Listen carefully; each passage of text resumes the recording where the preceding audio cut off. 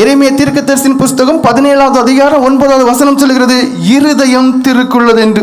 உங்களுக்குள்ள இருக்கக்கூடியதான இருதயம் எப்படிப்பட்டதா இருக்கிறது? மகா திருக்குள்ளது. ஏன் இந்த தப்பு பண்றேன்னு சொல்லி அநேகரை கேட்டது உண்டு. திடீர்னு தோணிட்டு இப்படி எல்லாம் பண்ணிட்டேன் ஐயா. காரணம் என்ன? ஒரு பெரிய வண்டியா இருந்தாலும் சரி, எதுவும் இருந்தாலும் சரி, ஸ்டீரிங் தான் என்ன கரெக்டா ஒரு இடத்துக்கு கொண்டு வரது, வளைச்சு திருச்சி கொண்டு வேண்டியிருக்கு. இந்த இருதயம் கேட்டுள்ளதா இருக்கும்போது என்ன ஆகுது? அநேகர்கிட்ட செத்த கிரியை ஒட்டிடும். ஏன்னா துர் மனசாட்சி அவங்களிடத்துல இருக்கும், துர் சிந்தனைகள் வெளிப்படும். அந்த துர் சிந்தனை என்ன பண்ணுது?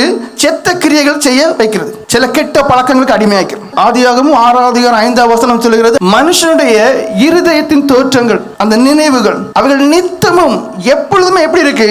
கேடானதாக, மிகவும் சீர்கெட்டதாக இருக்குதுன்னு இருக்கு. அது எங்க இருக்கு? உங்களுக்குள்ள இருக்கு. அடுத்தது கண்களை பற்றி எசேக்கியேல் தீர்க்கதரிசியின் புஸ்தகம் 20வது அதிகாரம் 7வது வசனம் சொல்லுது, அருவருப்பை பார்க்கும் கண்கள் என்று. வேதம் சொல்லுது, உன் கண்கள் நேராய் பார்க்க கிடையாது. இப்ப யாருக்கு கண்ணு நேரம் பார்க்குது?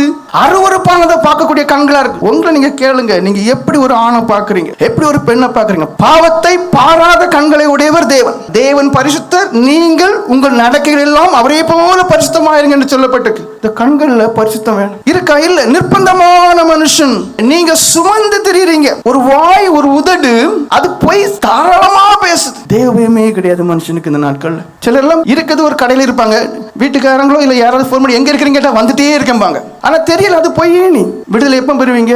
விடுதலை பெறாம பரலோகராஜ்யம் போக முடியுமா? முடியாது. யாத்திராகமம் 20வது அதிகாரம் 16வது வசனம் சொல்லுது, பொய் சாட்சி சொல்லும் உதடுகள். பக்கத்து வீட்டுல கல்யாண சம்பந்தமான காரியங்கள் விசாரிப்பாங்க, பக்கத்து வீட்டு சண்டையா இருக்கும், உடனே சொல்லுவாங்க, அந்த பிள்ளைய கையில எடுக்க கூடாது, எவன்டே தொடர்பு இருக்கு, அந்த பையனா கஞ்சா. நல்ல பிள்ளைங்களா இருக்கும். அந்த வாழ்க்கையை அப்படியே நாசமாக்கி போட்டுருங்க. லேவியராகமம் 19வது அதிகாரம் 16வது வசனம் சொல்லுது, அங்கும் இங்கும் கோல் சொல்லி தெரியக்கூடியதான உதடுகள் மனுஷன்ட்ட இருக்கு. நீ எபேசியர்கள் நிருபம் 4வது அதிகாரம் 29வது வசனம் சொல்லுது, உங்க உதடுகள் கெட்ட வார்த்தை பேசு. கொலோசியர் 3வது அதிகாரம் 8வது வசனம் சொல்லுது, வம்பு வார்த்தை.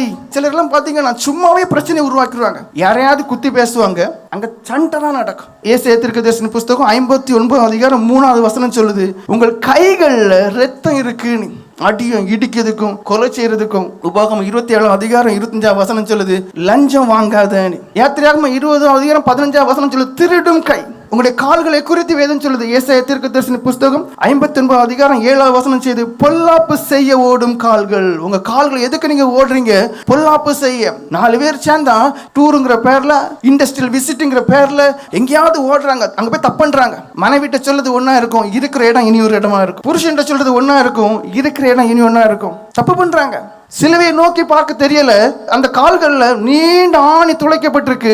எல்லா மனுஷனுக்கும் ஆசை இருக்கும், இச்சை இருக்கும். பவுல் அப்போஸ்தலர், என் ஆசை என் இச்சையை சிலுவையில் அறைஞ்சேன். விடுதலை இல்லாத கால்களை உடையவங்களா இருக்கிறாங்க. யாத்திராகமம் 23வது அதிகாரம் 1வது வசனம் சொல்லுது, அபண்டமான தேவையில்லாத சொல்ல ஏற்றுக்கொள்ளாதுன்னு சொல்லிருக்கு. இப்ப என்ன பண்றீங்க? பொம்பளைங்களுக்கு வேலையை என்ன சீக்கிரம் எல்லா வேலையும் முடிச்சிடும். இப்ப தான் ரொம்ப ஈஸியாச்சு. அப்ப டைம் அதிகமா இருக்கு. இப்ப என்ன பண்றாங்க? பக்கத்து வீட்டுக்கு மிந்தி போவாங்க. இப்ப பக்கத்து வீடு போக தேவையில்லை. இங்க இருந்து எங்கேயாவது இருந்து போன் கான்டாக்ட்லயே எப்படி மணிக்கூர் கணக்கில் பக்கத்து வீடு, அந்த வீடு, அவன் எப்படி, இவன் எப்படி, இவன் தப்பு பண்ணிட்டான், இவன் எப்படி, இப்படி. இதுதான் இவங்களுடைய சுக செய்திகள். இந்த காதை எதுக்கு பயன்படுத்துறாங்க? தேவையில்லாத காரியங்களை கேட்டு கேட்டு கேட்டு கேட்டு கேட்டே இருக்குது. எதுக்கு செவி சாய்க்கணும்? வேதத்துக்கு செவி சாய்க்கணும். சகரியா தீர்க்கதரிசியின் புஸ்தகம் 7வது அதிகாரம் 11வது வசனம் சொல்லுது, இந்த ஜனங்கள் வேதத்துக்கு தான் செவியை அடைக்கிறாங்கன்னு இருக்கு. அதான் பவுல் அப்போஸ்தலர், நீங்கள் நிர்பந்தமான மனுஷன். ஏன்? இது எல்லாம் பாவ சரீரத்தினுடைய அடையாளங்கள். உங்க ஒவ்வொரு உறுப்பை குறித்து கவனிங்க. நீங்கள் நிர்பந்தமான மனுஷன் என்று உணருங்க. யாரெல்லாம் இயேசுவின் இரத்தத்தினால கழுவப்பட்டிருக்கிறாங்களோ, யாரெல்லாம் தேவனாலே விடுவிக்கப்பட்டிருக்கிறார், அவன் தான் பாக்கியசாலி இந்த உலகத்துல.